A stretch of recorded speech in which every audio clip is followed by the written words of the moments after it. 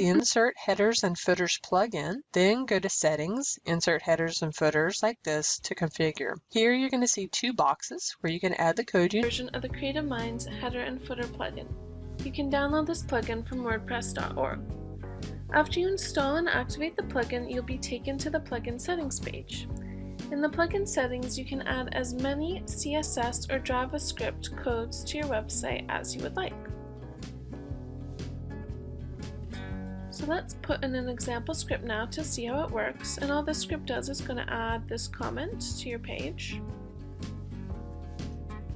And then you should choose if it is JavaScript or CSS, define where it should appear, so either the header or footer, and then you can decide to not load at this time, only load on a specific post type, or load on all posts and pages.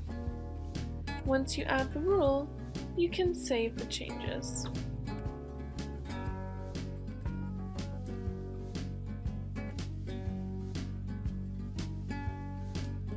Now, let's add a page so we can see how this works on the site. So just make a test and then update the page. When you come to view the page on the website, you can open up the page source.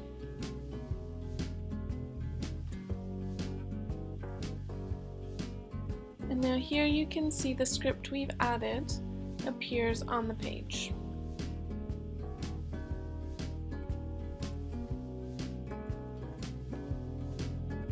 So with this plugin, you can add JavaScript or CSS codes to your posts and your pages. You can add as many scripts as you would like to either the header or the footer.